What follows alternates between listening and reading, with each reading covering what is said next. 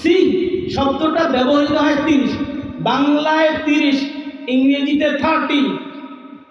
হ্যাঁ 13 না, 30 ইংরেজিতে কি 30, আর বাংলায় 30, ফার্সিতে সি। তাহলে বোঝা গেল 30তম পারাটাকেই আমরা সি পারা বলি, ঠিক না বেঠিক? আচ্ছা, এইখানে যে চুরিটা করছে, ওরা চুরি করতে গিয়ে ভুল করছে, মুসলমানকে ধোকা দিবে, তো ধোকা দেওয়ার জন্য কি করছে, প্রথম সি পারা।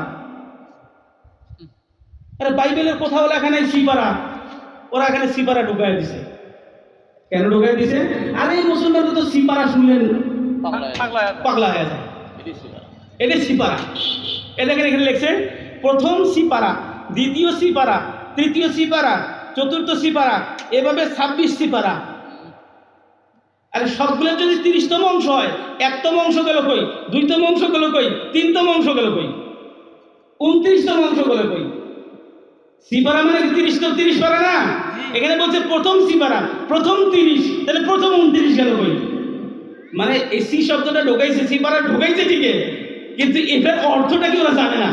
এই ধোকাবাজি করার জন্য, মুসলমানদেরকে ধোকাবাজি করার জন্য সি পারা লেখছে। এই যে সি পারা লেখছে, চুরি করতে গিয়ে ভুল করছে।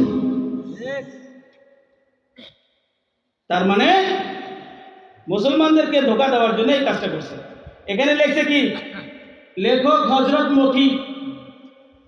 লেখককে আমি মিথ্যা বলে দেখেন তো কি লেখা আছে, কি লেখা আছে শুরুতে, কি লেখা আছে? লেখক হযরত মতি। কি লেখা আছে? লেখক হযরত মতি, লেখক হযরত মার্ক, লেখক হযরত লুক, লেখক হযরত ইউহান্না বা যোহন। আপনারা ভালো করে বুঝবেন লেখক কাকে বলে, বলেন তো দেখি। না, তাও হয় নাই, হুজুর খালি ভুল করে। যিনি লেখেন তিনি লেখক না, যিনি নিজ বুদ্ধিতে লেখেন তাকে লেখক বলা হয়। ভালো করে বুঝবেন, যিনি লেখেন তিনি অন্যের কথাও লিখতে পারেন, তাই না? কিন্তু লেখক কাকে বলা হয়? যিনি নিজ বুদ্ধিতে লেখেন। একজন একটা বই লিখছে, সেটাতে বলা হবে অমুক অমুক লেখক। আর যদি উনি অন্য কারো কথা লেখেন, তাহলে এটা হবে কি, সংকলক অমুক। আমি একটা তাজবিদের কিতাব লিখেছি, তাজবিদের কিতাবের উপরে লিখেছি সংকলক ফেরদৌস হাসান। আমি তাজবিদের কিতাবের উপরে লেখক লিখি নাই। কেন? ওইখানে আমি অন্ততপক্ষে 25টা তাজবিদের কিতাব থেকে বাছাই করে কিছু কথা একত্রিত করেছি, এটা হলো সংকলক, আমি নিজ বুদ্ধিতে লিখিনি। এখানে যখন বলা হচ্ছে লেখক হযরত মতি, তাহলে এই লেখক হযরত মতি হলে তিনি নিজ বুদ্ধিতে লিখছেন না? নিজ বুদ্ধিতে লিখছেন না? তো উনার লেখা চিঠি, উনার লেখা বই আল্লাহর কালাম হয় কেমনে? বুঝে আসে না। মুসলমান কেমনে ধোকা খায়, তাদেরকে কেমনে ধোকা দেয়। তারপরে শোনেন এটার ইংরেজি শব্দটা কি, the gospel according to saint Matthew, the gospel according to saint Mark, the gospel according to saint Luke, the gospel according to saint Johan. According শব্দের অর্থ, যারা এখানে লেখাপড়া জানেন, যারা শিক্ষিত আছেন, আপনারা ভালো করে জানেন অ্যাকর্ডিং শব্দের অর্থ হলো নিজ বুদ্ধিতে যিনি লেখেন।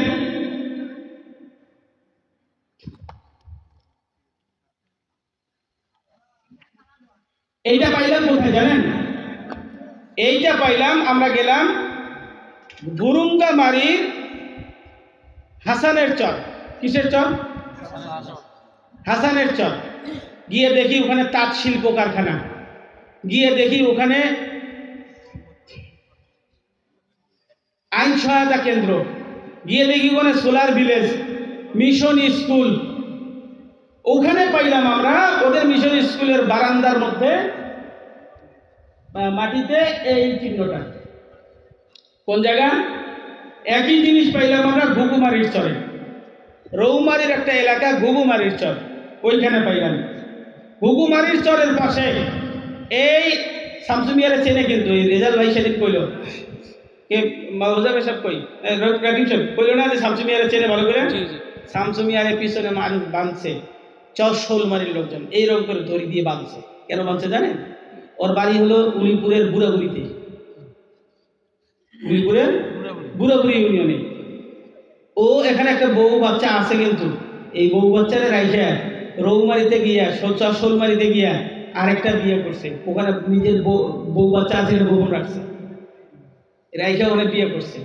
কইলে ওই এলাকার মানুষজনকে সুক্কু মিয়া নামের একজন ব্যক্তি আছে, ওই সুক্কু মিয়ার সাথে নিয়ে একে একে 70টা পরিবারকে টার্গেট করে একত্রিত করছে খ্রিস্টান বানানোর জন্য।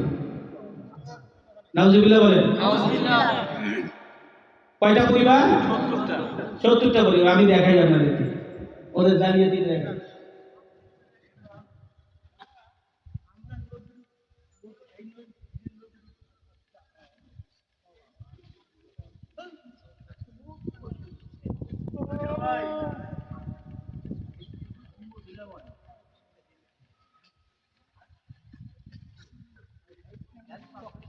লোকজন এই পাশে আসো, বড় বড় হরু কি আমরা কারো কোনো বলার থাকলে আসেন। ভিতরে এসো।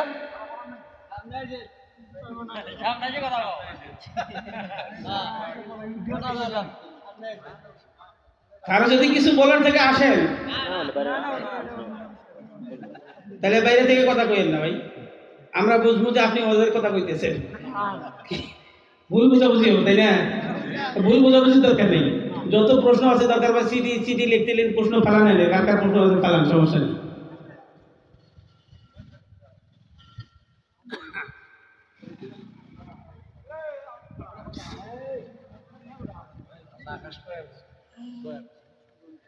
না হয়ে যাবে, এই কিছুক্ষণের মধ্যে ছুটি দিয়ে দেবো। এই যে মাঝখানে দড়ি দিয়ে বান্ধা আছে শামসু মিয়া আর সুক্কু মিয়া, এই যে লম্বা মাঝখানে দেখা যায়। নিউজ করছে, কিন্তু তৃণমূল একটা পত্রিকায় নিউজ করছে। এই শামসু কিন্তু আপনার ওই এলাকাতেও আসে। কোথায় আসে?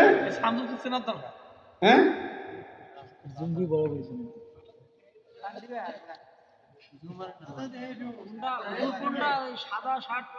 কালো শার্ট পরা হাত ধরে আছে। ওর ড্যানার মধ্যে দেখেন দড়ি দিয়ে বাঁধা আছে। এই লোক আর সাদা লোক আর কালো লোক দুইজনের মধ্যে ড্যানার মধ্যে দড়ি দিয়ে বাঁধা আছে।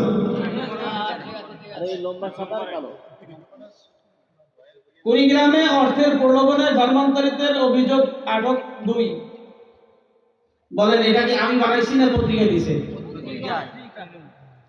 এই শামসু মিয়া টাকা পয়সার লোক দেখাইছে।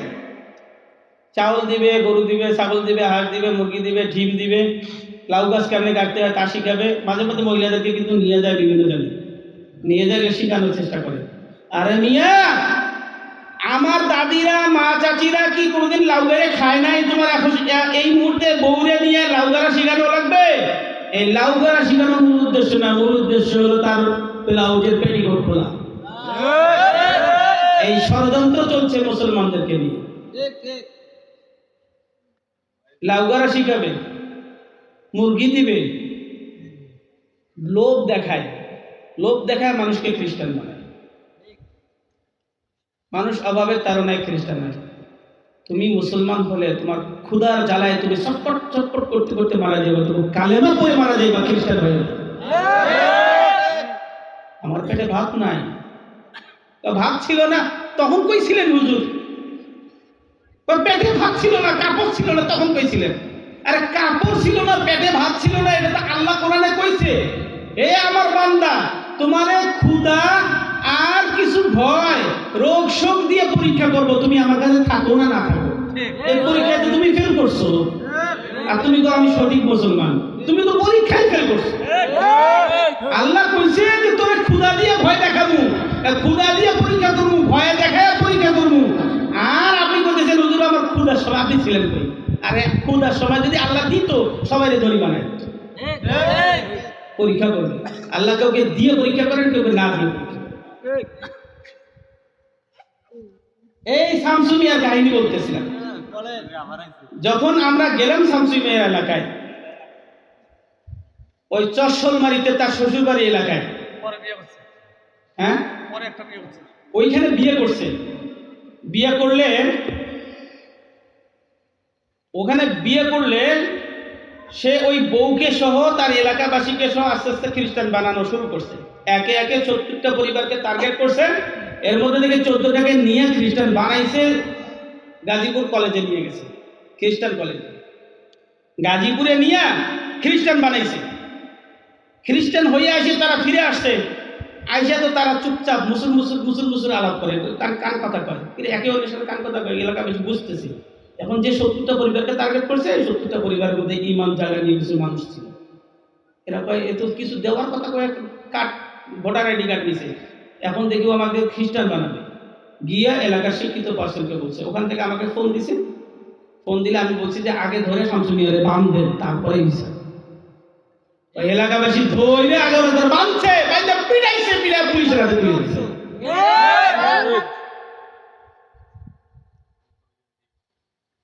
আর ওই যে 14টা পরিবার, এই 14টা পরিবারকে দিয়ে যখন আমরা বসছি,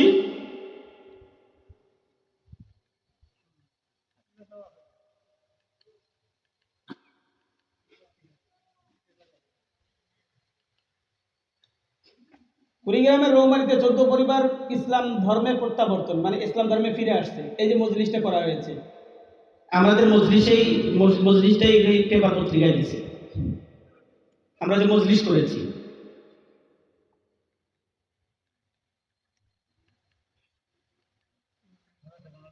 এই যে একসাথে 14 ফ্যামিলি ইসলামে প্রত্যাবর্তন, এই যে মজলিস, আমাদের যে মজলিস, এই যে দাঁড়ায় আছে যে লোকগুলা মজলিসে দাঁড়ায় আছে না কয়েকজন, এরা ছিল খ্রিস্টান।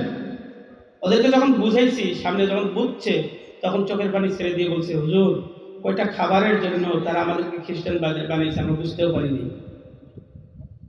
আল্লাহ কি আমাদেরকে মাফ করবে? বুঝ যখন আসছে তখন তারা ফিরে আসছে। একসাথে 70 পরিবারকে একত্রিত করে আমরা কালিমা মজলিস করেছি।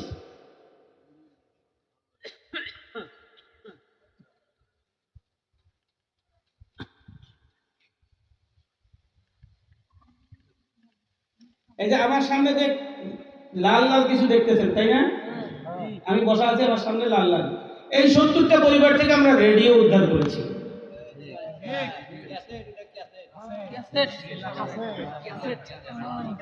এরা মুসলমানদেরকে ধোঁকা দেওয়ার জন্য ক্যাসেট গুলো দেয়।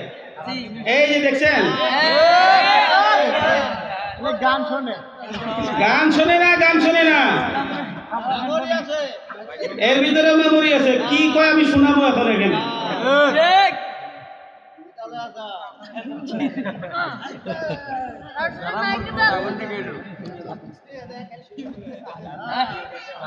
খুব গুরুত্বপূর্ণ, এটি হচ্ছে ভিত্তি, যাতে আমরা যা শুনে থাকি তা যাচাই করে দেখতে পারি যে আসলে এটি আল্লাহর কাছ থেকে এসেছে কিনা। তৌরাতের শুরুতে আমরা দেখেছি যে কিভাবে আমাদের পূর্বপুরুষ আদম গুনাহ করেছিলেন। তার গুনাহ বংশধরদের মধ্যে ছড়িয়ে পড়েছে, দুঃখ এনেছে, মৃত্যু এনেছে এবং চিরস্থায়ী শাস্তি এনেছে, যার বিষয়ে আল্লাহ আগে থেকেই সতর্ক করেছিলেন। কিন্তু আমরা আল্লাহর শুকরিয়া জানাই, কারণ কিতাব বলে শরীয়ত দেওয়া হলো যাতে অন্যায় বেড়ে যায়, কিন্তু যেখানে অন্যায় বাড়লো সেখানে নাউজুবিল্লাহ বলেন। শরীয়ত দেওয়া হয়েছে মানুষকে জান্নাতে যাওয়ার জন্য, ঠিক। এ বলতেছে শরীয়ত দেওয়া হয়েছে অন্যায় বেড়ে যাওয়ার জন্য। খ্রিস্টান ধর্মটা সবসময় মানুষদেরকে খারাপের দিকে ধাবিত করে। তার প্রমাণ আমি আপনাদেরকে দিলাম। আদম আলাইহিস সালাম পাপ করছে? এখানে বললো কিনা পাপ করছে? যেই ব্যক্তি বিশ্বাস করে আদম আলাইহিস সালাম পাপ করেছে, যেই ব্যক্তি বিশ্বাস করে শরীয়ত দেওয়া হয়েছে মানুষকে ধ্বংস করার জন্য, তারা আল্লাহর সাথে নাফরমানি করলো, আল্লাহর উপর ব্লেম দিল। এই সমস্ত লোক কখনোই জান্নাতে প্রবেশ করবে না। এরা কখনোই আল্লাহর মনোনীত ব্যক্তি নয়। যারা আল্লাহর প্রিয় বান্দাদেরকে পাপিষ্ঠ বলে, তারা কখনোই আল্লাহর প্রিয় হতে পারে না।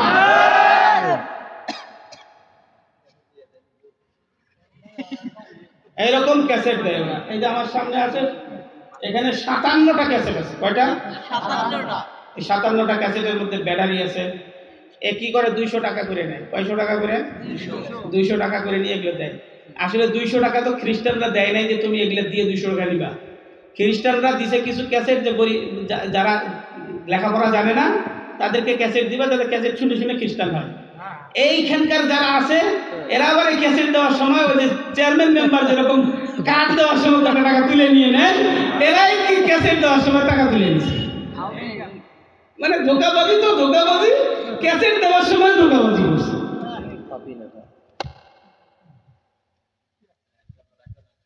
ফালতু বানোয়ার বকবাজ।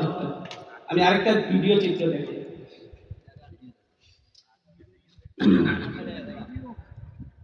প্রায় তো 11:30 বেজে গেছে।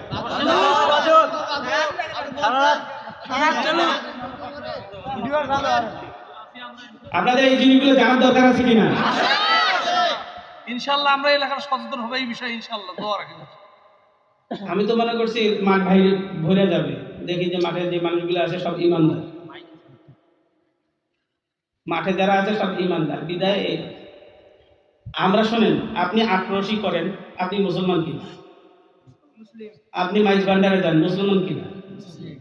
আপনি চরমনাই যান, মুসলমান কিনা? আপনি জামাত ইসলাম করেন, আপনি মুসলমান। আপনি আওয়ামী লীগ করেন, মুসলমান। বিএনপি করেন, মুসলমান। জাতীয় পার্টি করেন, মুসলমান। ভাই আপনি যেই দল করেন আর যেই খানকায় যান, আপনি মুসলমান। কিন্তু খ্রিস্টানরা মুসলমানদেরকে ধোঁকা দেওয়ার জন্য মুসলমানদের কেতাবের সাথে ছবি মিল রেখে যেরকম তাদের কেতাব ছাপাইছে, মুসলমানদের ভাষার সাথে মিল করে যেরকম তাদের কেতাবের উপরে কভারটার মধ্যে ভাষা ব্যবহার করছে, তেমনি ভাবে মুসলমানদেরকে বের করে নেওয়ার জন্য আলাদা একটা মুসলমান নামের খ্রিস্টান ধর্ম খ্রিস্টান একটা সংগঠন তৈরি করেছে, যার নাম ইসাই মুসলিম জামাত, যার নাম মাসিহি জামাত, যাদেরকে তরিকা বন্দি করা হয়। আসলে তরিকা বন্দি বলতে কোনো খ্রিস্টান ধর্মে কোনো শব্দ নাই। তরিকা বন্দি মুসলমানদের মধ্যে করা হয়। তরিকা নেয় না, বিভিন্ন তরিকা নেয় না। ওই তরিকা দেখছে যে এরা তো তরিকা নেয় সবাই, অতএব আমরা একটা বানাই। ওরা একটা বানায় একটা তরিকা, বলে আমরাও তরিকা দেই। তোমরা মুসলমানই থাকলা, খালি বিশ্বাস করো যীশু খ্রিস্ট আল্লাহর পুত্র। আল্লাহ তাআলা কোরআনের মধ্যে বলেন, কুল হুয়াল্লাহু আহাদ, বলো আল্লাহ তাআলা এক, আল্লাহুস সামাদ, তার সমতুল্য তিনি অমুখাপেক্ষী, লাম ইয়ালিদ ওয়া লাম ইউলাদ, তিনি কারো থেকে জন্মগ্রহণ করেন নাই, কাউকে জন্ম দেন নাই। ওয়া লাম ইয়াকুল লাহু কুফুয়ান আহাদ, তার সমতুল্য কেউ নাই। আল্লাহ বলছেন, আমাকে জানতে চাও? সূরা ইখলাস। আমি একক, আমি কারো মুখাপেক্ষী নই, আমার থেকে কেউ জন্ম নেয় নাই, আমি কারো থেকে জন্ম নেই নাই। আর খ্রিস্টানরা প্রচার করতেছে যিশু আল্লাহর পুত্র।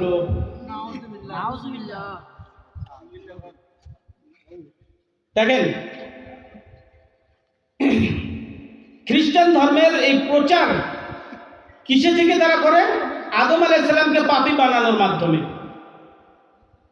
আদম আলাইহিস সালামকে পাপী বানাইতে পারলে তাহলে পাপ থেকে মুক্তির একটা পদ্ধতি বের করতে পারবে।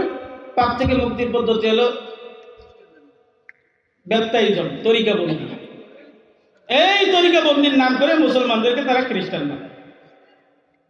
আমি এখন যে ভিডিওটা দেখাবো, একজন হিন্দু মেয়ে মুসলমান 200 মুসলমানকে কেমন খ্রিস্টান বানায় সেই চিত্রটা দেখাবো। একজন হিন্দু মেয়ে আমাদের কুড়িগ্রামে লালমনিরহাটে উলিপুরের রানীগঞ্জ ইউনিয়নের বকুলতলা গ্রামে, বকুলতলা একটা মসজিদের সভাপতি। এই যে কতটুকু মসজিদ, এরকম 10টা মসজিদ মিলে একটা মসজিদ হবে। এই মসজিদের সভাপতি সব খ্রিস্টান, এই সভাপতি সব খ্রিস্টান। এখন ওই মসজিদে যেই ইমাম সাহেব খ্রিস্টানদের বিরুদ্ধে কথা বলে, পরের দিন ওই ইমাম সাহেবের চাকরি শেষ। এখন মানুষজন বোঝে না, আচ্ছা ইমাম সাহেবের চাকরি থাকে না কেন, এত ইমাম টেকে না কেন, খালি ইমাম পরিবর্তন হয়। কিন্তু কথা হলো কে পরিবর্তন করে? সভাপতি সাহেব। সভাপতি সাহেব যে খ্রিস্টান এটা আবার কেউ কয় না, গোপন রেখে। যেই শুক্রবারে ইমাম সাহেব খ্রিস্টানদের বিরুদ্ধে কথা কয়, পরের দিন দেখা যাবে ইমাম সাহেবের চাকরি শেষ। সভাপতি সাহেব কয়, গ্রামের মানুষ, সভাপতি সাহেব কি কৌশল ব্যবহার করে জানেন? সভাপতি সাহেব কয়, হুজুর আমি তো আপনাকে খুব ভালোবাসি, গ্রামের মানুষ সবাই খেপে গেছে, আপনি তাড়াতাড়ি ভাগেন। কিন্তু গ্রামের কেউ খাবে না, ওই খেপছে। একটা প্রবাদ বাক্য আছে, গল্প আছে।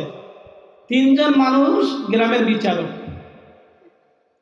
তিনজন মানুষ গ্রামের বিচারক, তারা সাথে আর দুইজন রেডি দিছে। আর কয়জন রেডি দিছে? দুইজন। এখন কয়জন হলো? পাঁচজন। এই দুইজনকে শিখাই দিছে, তোমরা খালি বলবা, তোমরা খালি বলবা, কোনো বিচার করতে গেলে তোমরা খালি বলবা পাঁচজনে কি কইব, পাঁচজনে কি কইব। পাঁচজন কয়জন? পাঁচজন। পাঁচজন। এখন এক মহিলার ঘরের মধ্যে একজন মানুষকে ধরা পড়ছে। এখন ওই মহিলাকে গিয়ে কইতেছে পাঁচজনে যে কি কইব।